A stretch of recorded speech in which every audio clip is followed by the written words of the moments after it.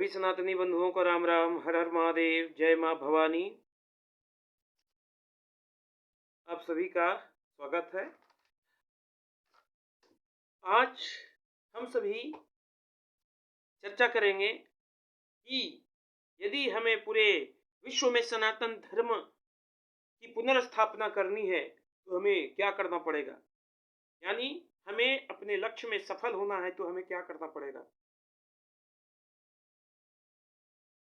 तो बंधुओं, हमें सबसे पहले करना क्या पड़ेगा, तो सबसे पहले हमें अपने सनातन समाज को, जो केवल नाम का समाज रह गया है, ये केवल एक भीड़ में परिवर्तित हो चुका है, इसे फिर से समाज के रूप में, टीम में परिवर्तित करना पड़ेगा, एक समूह बनाना पड़ेगा।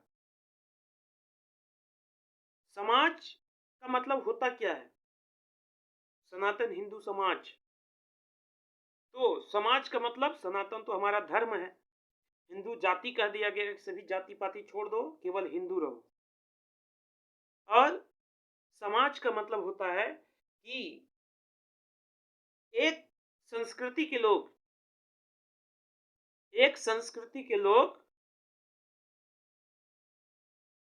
मिलजुल करके एक साथ रहते हों और आपत्ति काल में एक दूसरे की सहायता करते हों,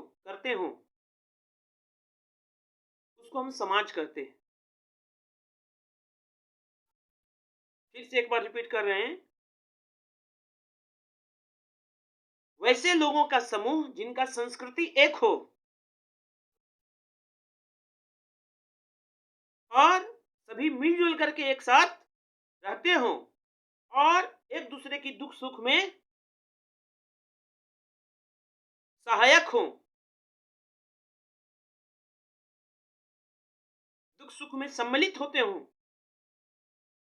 एक दूसरे की सहायता करते हों, उसको हम समाज कहते हैं। और हम लोग सनातन धर्म को मानने वाले हैं, तो हम सभी, हमारे समाज को सनातन हिंदू समाज कहा जाता है। लेकिन आज के वर्तमान समय में हमारा समाज केवल एक भीड़ बन करके रह गया है।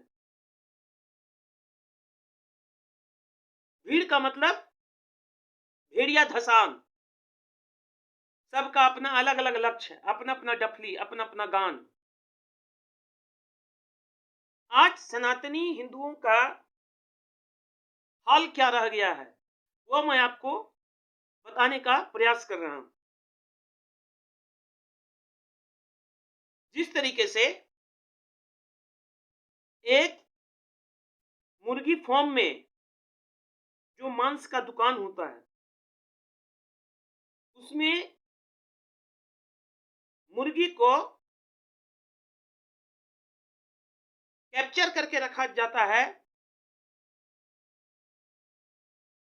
कारागृह में बंद करके रखा जाता है और उसको दाना चुगने के लिए दे दिया जाता है और सब मुर्गी अपना अपना दाना चुगने में व्यस्त रहता है।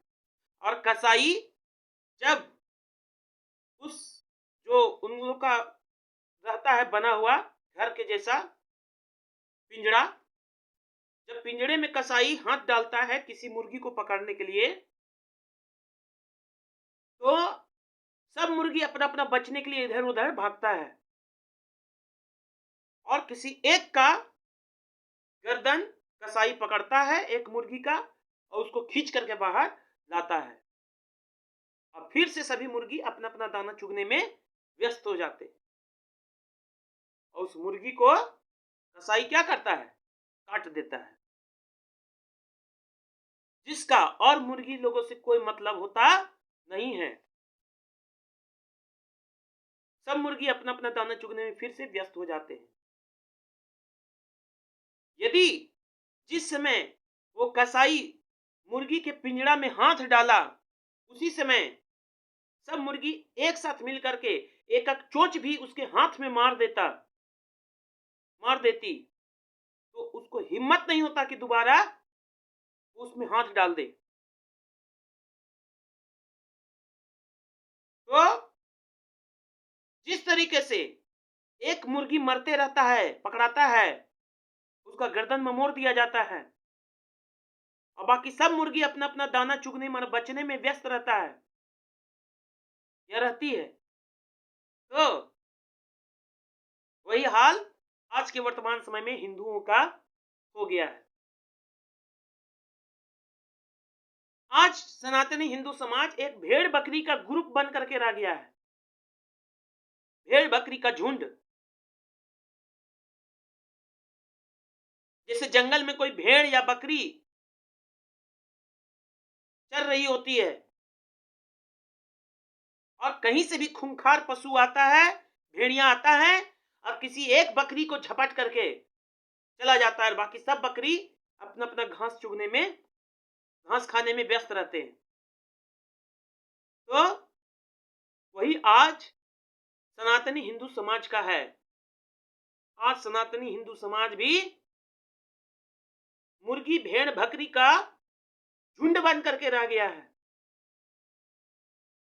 जिसका किसी से कोई मतलब नहीं है। अपना-अपना दाना चुगने में, अपना-अपना घास खाने में व्यस्त है और किसी मुर्गी का, बकरी का, भेड़ का शिकार किया जाता है, तो बाकी मुर्गी, भेड़, बकरी को कोई मतलब नहीं होता है।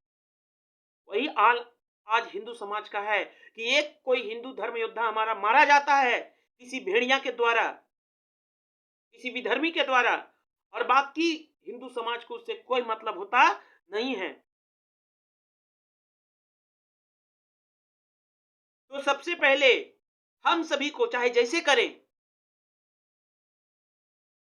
अपने इस भेड़ बकरी का झुंड बन चुके, भीड़ बन चुके इस समाज को फिर से एकजुट करना होगा। एक टीम का गठन करना होगा, समूह में परिवर्तित करना होगा। और वह कैसे होगा? जब हम अपने धर्म ग्रंथों के माध्यम से उन्हें समझाएंगे। और हम कब कर पाएंगे? जब सबसे पहले हम लोग का लक्ष्य निर्धारित होगा। बिना लक्ष्य के कोई भी व्यक्ति सफलता को प्राप्त नहीं कर सकता है। आज के वर्तमान समय में सभी दूसरे पंथों का अपना अपना लक्ष्य है। मृक्षों का अपना लक्ष्य है कि हमें पूरे विश्व में अपने मजहब को स्थापित करना है, चाहे उसके लिए हम जो भी करें। बौद्धों का, क्रिश्चियनिटी को मानने वालों का, सभी का अपना अपना लक्ष्य है कि हमें इतना ईस्वी तक पूरे विश्व में अपने मजहब को, अपने रिलीजन को, अपने पंथ को स्थापित कर लेना है, सब जगह फैला देना है। लेकिन हम सनातनियों का कोई लक्ष्य नहीं है। हम लोग केवल भारत तक ही सीमित बन करके रह गए हैं और भारत में भी हम लोग अल्पसंख्यक बन करके रह गए हैं और अपने में हम लोग लड़ते रहते हैं।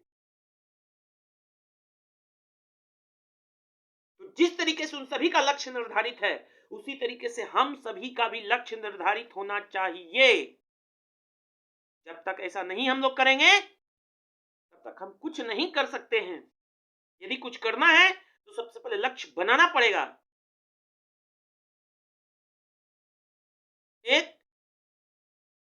शहर में एक चौराहा होता है, वहां से एक राहगीर जा रहा होता है। जब चौराहा आता है तो वहीं पर सामने खड़े एक व्यक्ति से वह राहगीर पूछता है कि भाई साहब, ये रास्ता किधर जाएगी?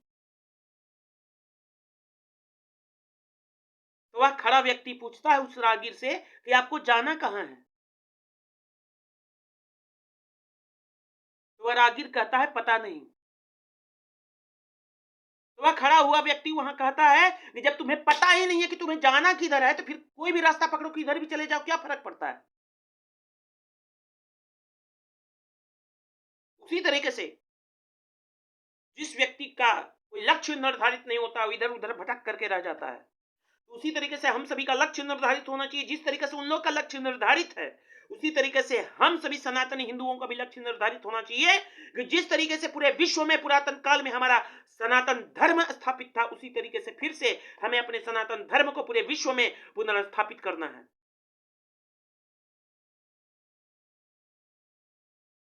आज के बहुत सारे राष्ट्रवादी नेता अपने आप को कहने वाले जो हैं, वो हम हिंदुओं को मूर्ख बनाने के लिए, सनातनियों को मूर्ख बनाने के लिए कहते रहते हैं हमारे पूर्वजों ने कभी किसी राष्ट्र पर आक्रमण नहीं किया, कभी किसी पर हमला नहीं किया, आक्रमण नहीं किया,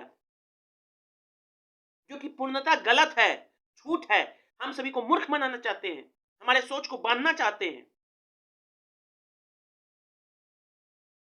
वास्तविकता यह है कि हमारे पूर्वजों ने सदा से पूरे विश्व में कोई भी अधर्म करता था, प्रजा के साथ, मानव के साथ अत्याचार करता था, तो हमारे राष्ट्र के राजा महाराजाओं ने उस राष्ट्र के राजा, अधर्मी राजा पर आक्रमण किया और वहां धर्म की स्थापना फिर से की। बाबा परशुराम ने पूरे विश्व में जहां जहां अत्याचारी राजा अपनी प्रजा पर अत्याचार कर रहे थे, वहां वहां आक्रमण करके उन अधर्मियों को नष्ट किया और वहां धर्म की शासन स्थापित किया। भगवान श्री रामचंद्र जी ने श्रीलंका पर चढ़ाई किया और माता सीता के स्वाभिमान की रक्षा की। राजा राम के ही भाई शत्रुघ्न ने मथुरा पर आक्रमण किया, जब वहां का राक्षस राजा लवणासुर प्रजा पर अत्याचार करने लगा और यज्ञ विध्वंस कर देता था, किसी ऋषि मुनि को जीवित नहीं रहने दे रहा था, यज्ञ पर पूर्णतः प्रतिबंध लगा दिया था, मंदिर तोड़ देता था, तो ऋषि मुनियों के पुकारने से श्री रामचंद्र जी ने अपने भाई शत्रुघ्न को मथुरा पर चढ़ाई करने के लिए भेजा और शत्रुघ्न ने लवणासुर का विनाश किया और वहां पर धर्म की सत्ता स्थापित की। भगवान श्री रामचंद्र जी ने पाताल लोक पर आक्रमण किया और वहां से अपने भाइयों को लाए, समरासुर के राज्य पर आक्रमण किया, पौंड्रक के राज्य पर आक्रमण किया, यहां तक कि स्वर्ग लोक पर भी श्री रामचंद्र जी ने आक्रमण किया कल्प वृक्ष को लाने के लिए। महाराजा विक्रमादित्य ने धर्म युद्ध जब छेड़ा तो चाइना तक उनका राज्य स्थापित हो गया था, चाइना तक शासन स्थापित हो गया था और उन्हीं के नाम से अभी हम लोग का विक्रम संवत 2080 चल रहा है। और ये मूर्ख नेता हमें समझाते हैं हम लोगों को सोच को बांधने के लिए कि हमने कभी किसी राज्य पर आक्रमण नहीं किया। क्यों नहीं आक्रमण करेंगे? अगर वहां पर कोई अधर्म होगा तो क्यों नहीं आक्रमण करेंगे वहां पे? तो हम सभी का लक्ष्य निर्धारित होना चाहिए कि हमें पूरे विश्व में अपने सनातन धर्म को फिर से पुनर्स्थापित करना है और उसके लिए सबसे पहले अपने समाज को एकजुट करना है। और समाज को एकजुट हम कब करेंगे? जब अपने धर्म ग्रंथों के माध्यम से हम उन्हें समझाएंगे। और जो भी समाज में विकार है और धर्म ग्रंथ में भी कुछ कुछ मिलावट हो गया है, क्योंकि हमारे राष्ट्र पे पुरातन काल में बहुत सारे अधर्मियों ने शासन किया, आक्रमण किया, तो कुछ कुछ मिलावट भी कहीं कहीं पर हो गया है, जिसे हमें ठीक करना है और अपने समाज को फिर से एकजुट हो करके अपने लक्ष्य की ओर अग्रसर होना है। अपना सिस्टम बनाना है। आज विधर्मियों का अपना अपना सिस्टम है और वो सरकार पर दबाव बना करके अपना काम करवा लेते हैं, लेकिन आज हम सभी सनातनी बंधु इस स्वतंत्र देश में भी गुलाम की जिंदगी जी रहे हैं, परतंत्रता की जिंदगी जी रहे हैं। क्यों? तो जब तक हम लोग एकजुट नहीं होंगे, अपने लक्ष्य को लेकर के काम नहीं करेंगे, अपना स्वयं का सिस्टम नहीं बनाएंगे, तब तक हम लोगों का ऐसे ही होता रहेगा। तो सभी भाइयों से आग्रह है, एकजुट होइए, सशक्त होइए और अपने धर्म रक्षा के कार्य में लग जाइए, धर्म विस्तार के काम में लग जाइए।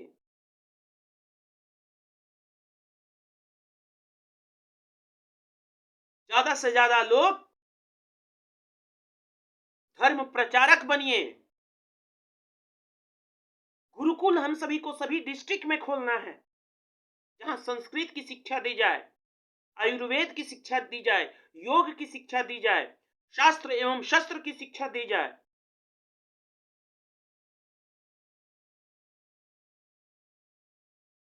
फिर से मंदिरों को सशक्त करना है,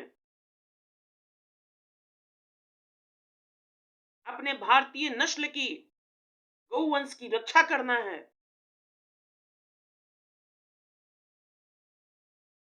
ज्यादा से ज्यादा लोग आईएएस बनिए, आईपीएस बनिए, आईपीएस बनिए, आईएफएस बनिए, बीडीओ, सीओ, दरोगा, सभी लोग बनिए, पत्रकार बनिए। आज हिंदुओं के ऊपर अत्याचार होता है और हिंदुओं को ही गुंडा बताया जाता है। क्यों? क्योंकि आज हमारा कट्टर सनातनी हिंदू मीडिया चैनल में नहीं है। सब सेकुलर हिंदू बैठे हैं जो पैसा लेकर के या मृत्यु के भय से झूठ बोलते हैं, और हम सभी सनातनी हिंदुओं को ही गुंडा बताते हैं। हिंदुओं को ही गुंडा बताया जाता है, हिंदुओं के ऊपर ही अत्याचार होता है और हिंदुओं को ही गलत बताया जाता है। तो ज्यादा से ज्यादा लोग पत्रकार बनिए, कट्टर सनातनी हिंदू, सच्चा सनातनी हिंदू पत्रकार बनिए, वकील बनिए, जज बनिए।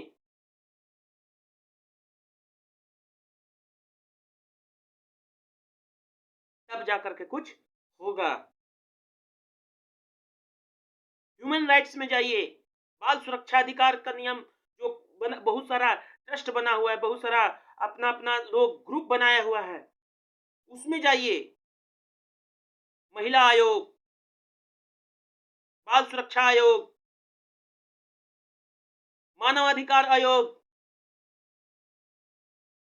ये सब जब कोई दूसरा पंथ का आदमी के साथ कुछ होता है तो तुरंत जाग जाता है, लेकिन हिंदू कितना भी मर रहा होता है, खप रहा होता है, तो इन लोग के कान पर जू नहीं रेंगता है,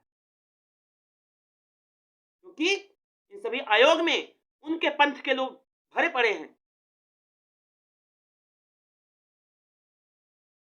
सच्चे सनातनी बंधुओं को सारे चीजों में जाना बहुत ही आवश्यक है, तब हमारी बात मानी जाएगी, तब हमारी बात सुनी जाएगी। अन्यथा जैसे भेड़ बकरी की तरह काटे जा रहे हैं लोग, खत्म किए जा रहे हैं, वैसे होते रहेगा। अब कोई बोलने वाला नहीं होगा, कोई कुछ करने वाला नहीं होगा।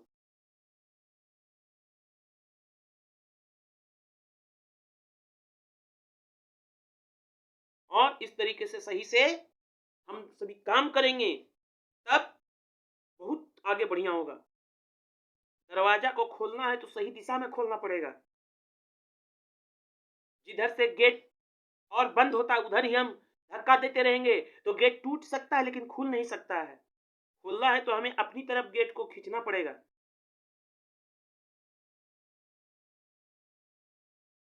सही दिशा में गेट को खोलना पड़ेगा, तब जाकर के गेट खुलेगा। तो उसी तरीके से अगर हमें कामयाब होना है, सफल होना है, तो सही दिशा में कार्य करना होगा।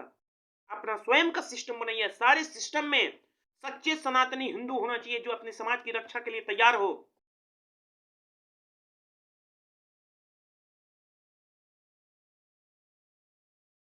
दूसरा पंथ का लोग कोई अधिकारी बन जाता है, कोई अच्छा पोस्ट पर बैठ जाता है, तो वो सबसे पहले अपने पंथ का होता है, तब कोई अधिकारी होता है। लेकिन आज ज्यादातर सिस्टम में सेकुलर हिंदू है, जो किसी बड़े पोस्ट पर चला जाता है तो अपने आप को भगवान समझ लेता है, अपने समाज को भूल जाता है, अपने जड़ को भूल जाता है कि उसका जड़ कहां है, और उल्टा अपने समाज पर ही अत्याचार करता है।